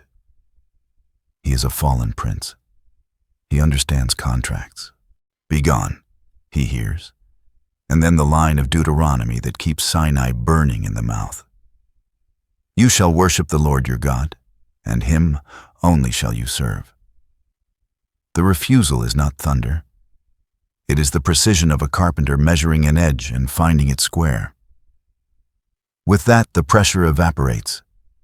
The wilderness inhales. Angels arrive the way dawn does, quiet as bread placed in hands that had refused to make it for themselves. An observed fact remains, lean as the desert it describes. The text says, "The devil left, until an opportune time." The phrase is a hinge. Doors behind it include a city's crowds, a night garden with sleeping friends, a courtroom where silence will be mistaken for guilt, a skull-shaped hill where wood meets flesh and the earth decides whether to keep its dead. He is not done. Stones did not become bread today, but there will be another day when a crowd will demand miracles on a schedule, and another when a king will ask for a sign. Spectacle is patient. So is the desire to trade worship for dominion. What happened in those 40 days is larger than 3 refusals. Israel had wandered and failed. Here, one Israelite recites the answers his people should have spoken to thirst and boredom and fear. Eden had reached for self and found exile. Here, a son declines self and finds authority. Job had sat in ashes and refused to sell his devotion. Here, a hungry man refuses to buy bread with his trust. The adversary is a student of patterns. He recognizes when a story is being rewritten and hates it. Fringe tradition hears more, that during the third temptation, the mountain was not merely a viewing platform, but a trial bench. That the adversary argued his right to the nations as prosecuting counsel, and the son answered as heir, declining to seize by treaty what would be granted by inheritance through death. The image is audacious, perhaps too much so, and yet it kneels before a fact the church will sing. The kingdoms become the Lord's not by bargain, but by blood. Hunger recedes. The devastation returns to being rock and wind and thin shade. Birds trace letters on the air that no one reads. In the distance, the river keeps telling its single sentence to reeds that already know it by heart. He rises. The path out of the wilderness is not a victory parade. It is a road through villages whose names will soon be stitched into parables. Nets mended, fevers broken, tables expanded to fit those who have forgotten how to sit with anyone but themselves. The adversary, thwarted but not silenced, goes to sharpen different instruments. Crowds, councils, a disciple with a purse too heavy for his trust. The wilderness has done its work. Identity proved nothing by display and everything by obedience. The first Adam ate and hid. The second starved and stood. When the adversary turns back toward the city, he carries a new calculus scribbled into his ledger. Stones are harder to move than wills trained by silence. The next trial will require friends. Silver, a kiss. Noon arrived, and daylight behaved as if it had been struck. The city kept its noise, the shuffle of sandals, the bargaining of markets. But a shadow passed through conversation itself, thinning voices to threads. Wood answered iron with a sound no carpenter ever wished to hear. Above a skull-shaped hill, a signboard attempted theology in 3 languages and failed. Not because the words were wrong, but because the moment had grown too large for ink. The adversary watched, not from a throne, because he owned none, but from every angle where despair collects. At the edge of a mother's breath, in the flinch of a friend who could not bring his feet closer, in the quickened heartbeat of a priest who felt both relief and a dread he would not name. An observed fact steadies the scene. In the governance of Rome under Pontius Pilate, a crucifixion was carried out outside Jerusalem. The Synoptic Gospels record the darkness and the tearing of the temple veil. The cloth split from top to bottom, as if an unseen hand refused to wait for scissors. The adversary heard the sound with interest and chose to misunderstand it. He prefers to label ruptures as victories. He had wanted a Messiah who would buy the world with compromise. Failing that, he wanted a Messiah whose breath could be emptied onto wood. He could work with a corpse. He had centuries of practice. The cry, "It is finished," sounded like surrender to ears trained for bargain. He did not yet know the sentence was a key.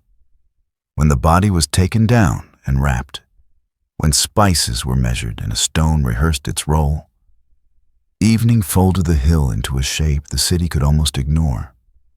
Men in polished armor practiced boredom before a sealed door. The adversary exhaled, not in joy, but in relief. The thin relief a gambler feels when the dice stop moving. He walked the night, if walking applies to a will that travels by attention, and found that fear was easy to harvest in narrow streets. The underworld, call it Sheol if you want an old word, Hades if you want a Greco-Roman one, is not a furnace in the oldest pages, but a storehouse, a shadowed vestibule where the dead wait without the warmth of communion. Mainstream readers argue their terms carefully. Gehenna belongs to judgment imagery, Hades to the realm of the dead, and the two are not synonyms. The creeds will later speak a line in solemn syllables. Descendit ad inferos, he descended to the dead. But what those depths contain and how he entered them are matters scholars still hold with open palms. Fringe traditions are untroubled by gray areas and paint the descent in colors that still glow in icon and hymn. They borrow from a text the church has read with caution, the so-called Gospel of Nicodemus, and from homilies that turned news into thunder. In these tellings, the night beneath the world heard a knock like a hammer, striking a gate from the wrong side. Hades, personified as a keeper of vaults, argued with the adversary who had lured the Prince of Life to a tomb. Panic is an old language. Even underworlds speak it. Who is this King of Glory? Echoes downstairs, and the answer is not a theory. He came not as a victim wandering the dark, but as a light walking with purpose. The cross he had carried, the very wood that had pierced him, appears in these visions as a battering ram shouldered like a banner. Gates that had remembered only how to close learned, with a sound like mountains splitting, how to open. Chains behaved like thread introduced to flame. Faces long dimmed, brightened. The old names the faithful whisper even now when the icons burn. Adam and Eve, David with his harp, the prophets who had put their words on God's breath and died with the taste of them still on their tongues. It is embroidery, perhaps, but it fits the garment the church has worn when it sings that captivity was taken captive. Back above ground, the guards learned that fear has shapes it had not listed in training. Stones do not usually tell men to sleep. Women came with dawn and found a silence that did not feel empty. The adversary, who had mapped grief like a geographer, discovered a river running under his maps. He pushed at rumors the way a hand presses a bruise. Grave robbers, hysteria, wishful thinking sharpened into story. But wishful thinking does not run faster than soldiers, does not put courage back into the spines of men who had locked themselves behind doors, does not make a world rearrange its calendar around a morning. The texts that sit on desks in seminaries carry their debates without shouting.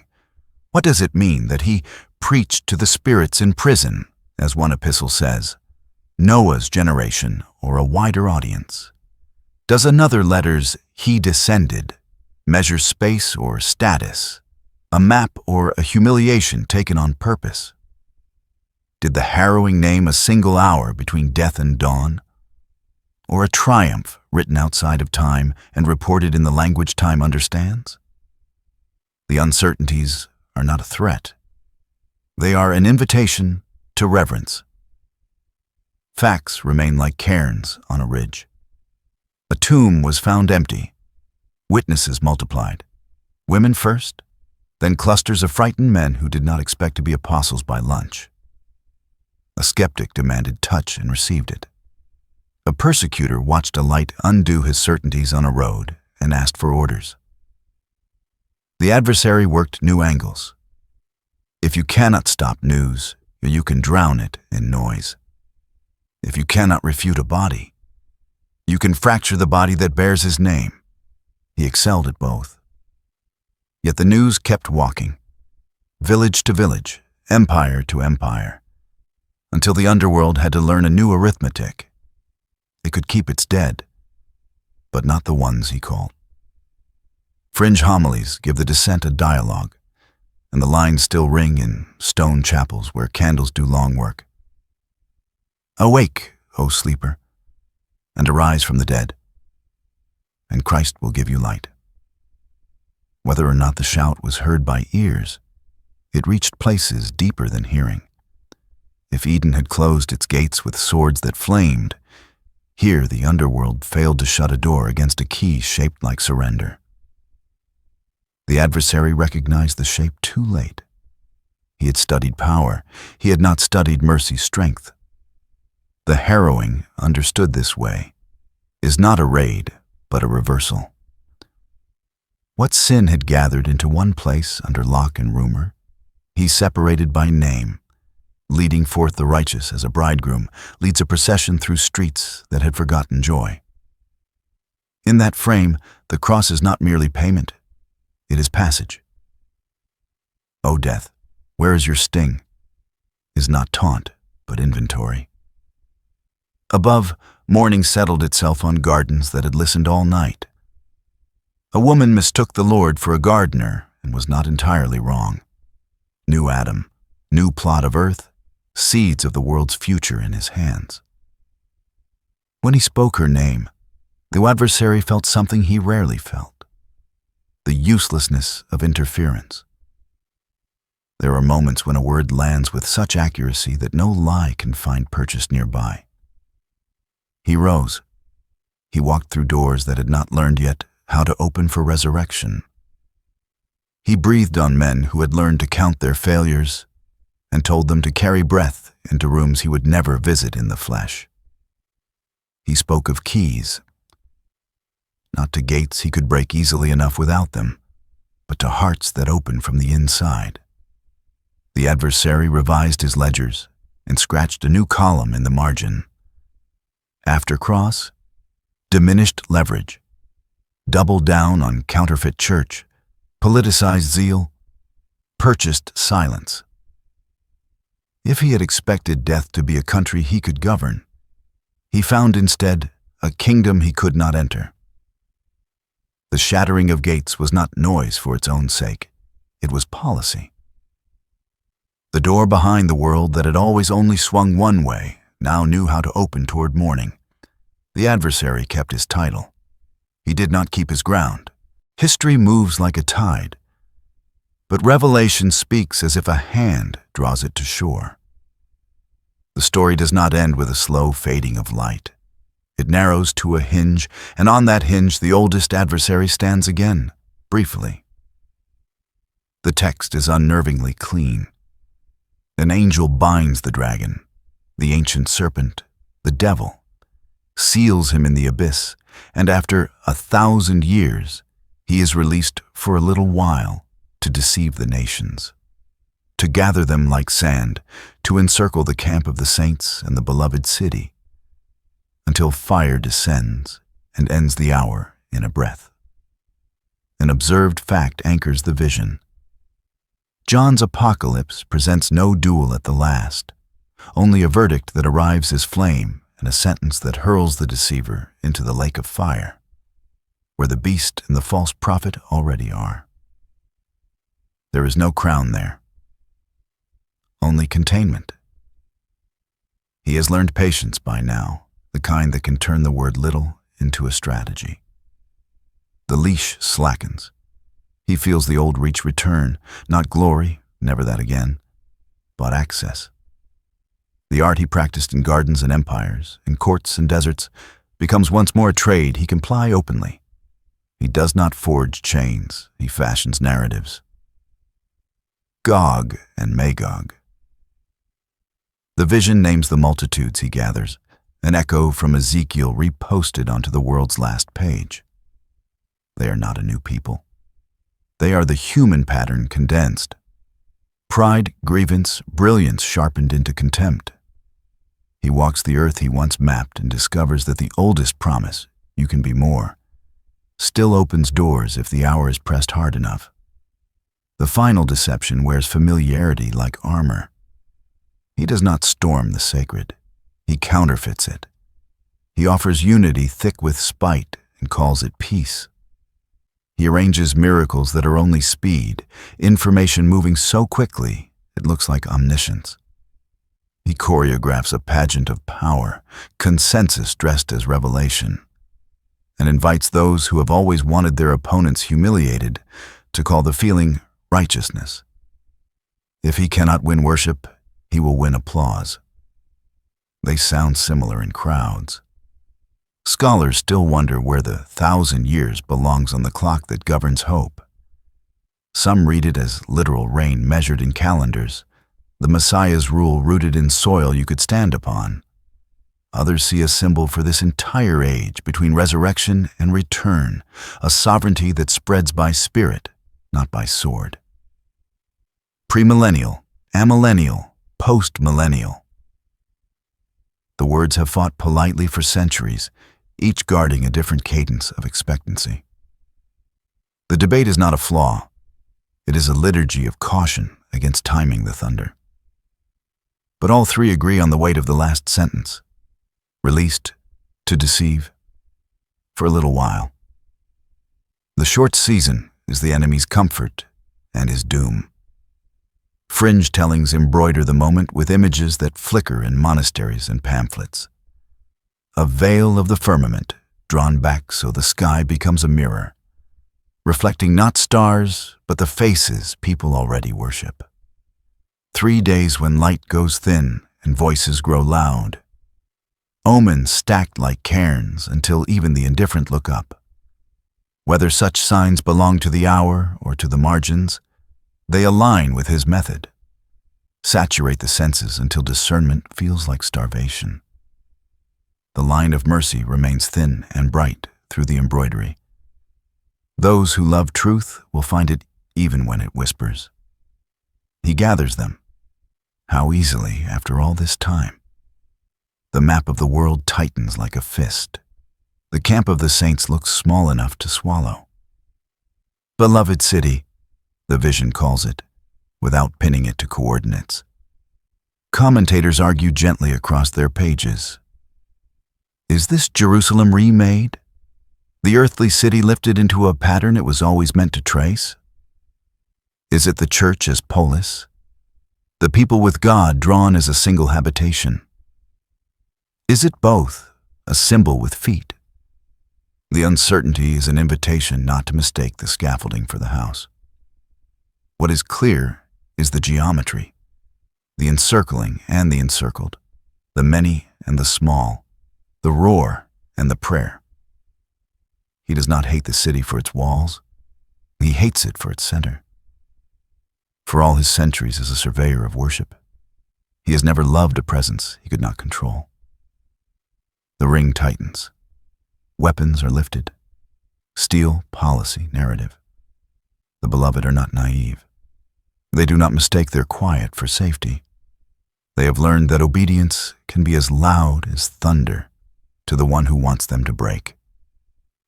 They sing like people who remember deserts and crosses. Their song does not aim at him. That is what unsettles him most. And then the line arrives that empties 1,000 pages of speculation with a single verb. Fire came down from heaven and consumed them. The armies do not break ranks. They vanish. The last deception ends without choreography. The adversary is seized, not argued with. He is placed, not negotiated. He is thrown, not enthroned. The lake into which he falls is not a seat. It is a sentence. He has sold the story for ages that hell is his capital. The truth reads colder. It is his cell. Mainstream readers tread carefully here. For the flame that consumes armies and the fire that confines a spirit ignite doctrines that burn hot. Is the lake a metaphor for separation that never ends? Or for destruction that ends what will not be healed? Does forever and ever name duration or the finality of a verdict that cannot be reversed? The church has leaned toward the first, some toward the second, many toward silence that refuses to speak where the text itself does not overly explain. What all confess together is enough. The adversary's agency is removed, his accusations are ended, and his work, once called wisdom by the deceived, is recognized as vandalism and sentenced accordingly. In that suddenness there is mercy.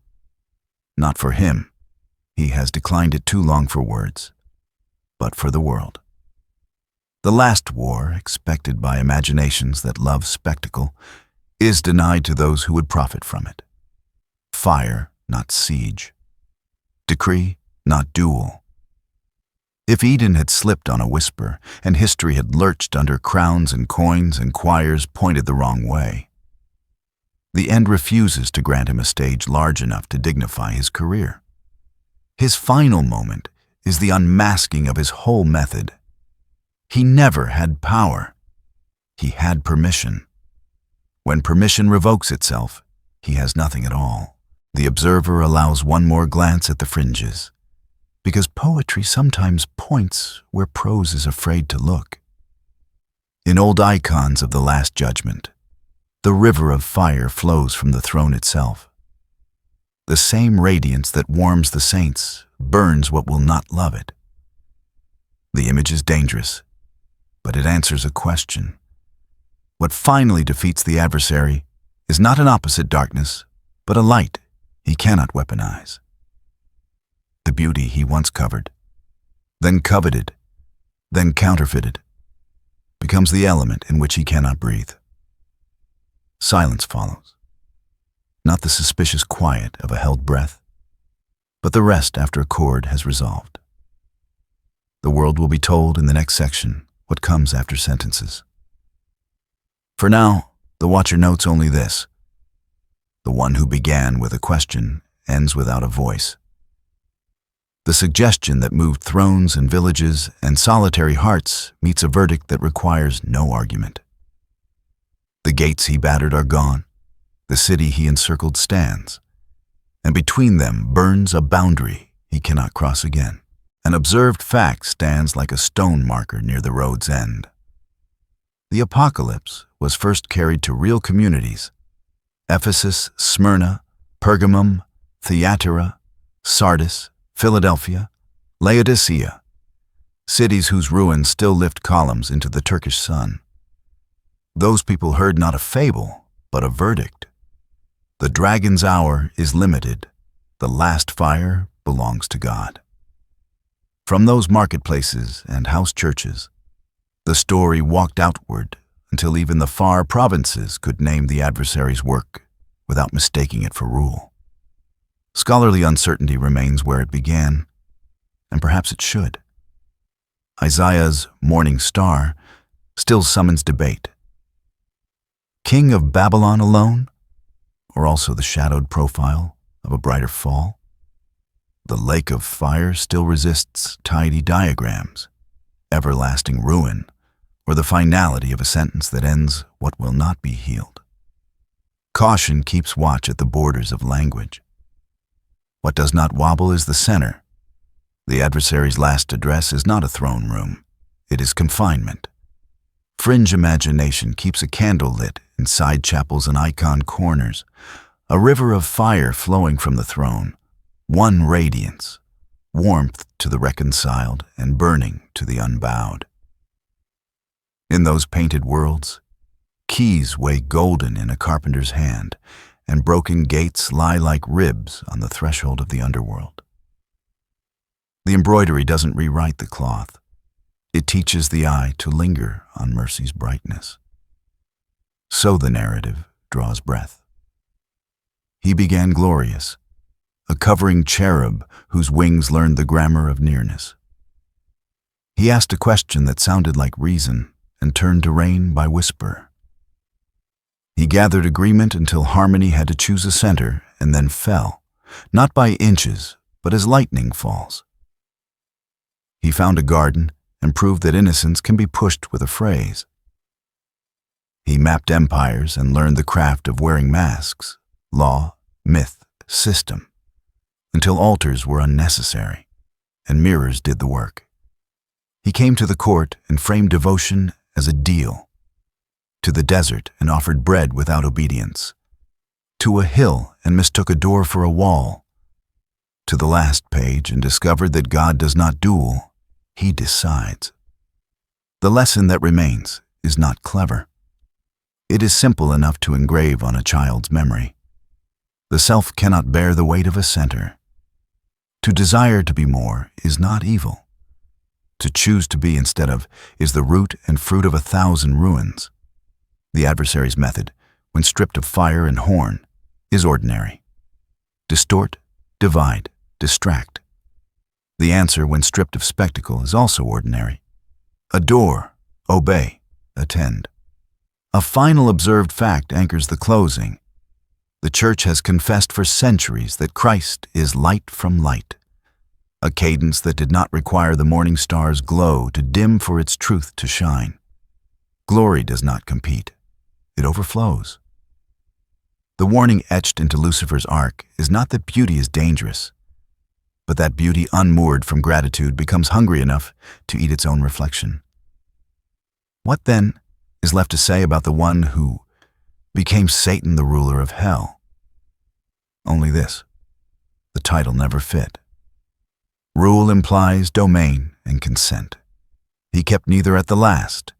He wielded permission like empire until permission withdrew, and then the empire was a rumor.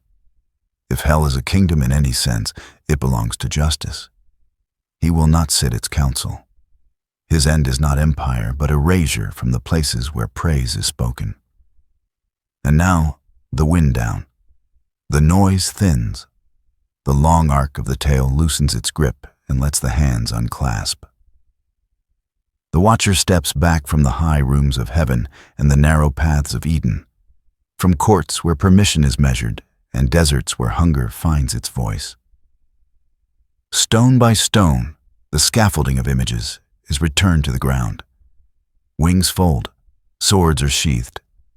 The gates that were broken stand open to morning, and the gates that were shut against mercy remain shut with a quiet neither bitter nor loud. Breathe. Let the bright, difficult words recede until they are no longer edges, but light. Remember how the first song was said to spiral, not to escape. How praise returned to its source so that it could be sung again. Let that movement guide the heart now. Out from detail, back to center. Out from warning, back to warmth. Some things you may keep. A single sentence, perhaps. That trust is not transaction. That love is not leverage. Some things you may set down. The diagrams, the arguments, the need to time thunder. There is a garden somewhere. On a hillside, in a corner of a city, in a memory that will not quite fade, where a name was spoken and a grief recognized itself healed. There is a table somewhere nearby where bread is torn without hurry and a cup is lifted without fear. There is a road that leaves both places and leads into ordinary rooms where ordinary desires learn to turn outward again. Let the room you are in be quiet for a while. Let the lamps burn low. The adversary's career does not need your attention. It was built by borrowing it. What asks for notice is smaller and nearer. A word you already know by heart, a center you do not have to build, a light that does not need your hands to kindle. Sit with that. When you rise, do it gently. The story will keep without you. The morning is already on its way.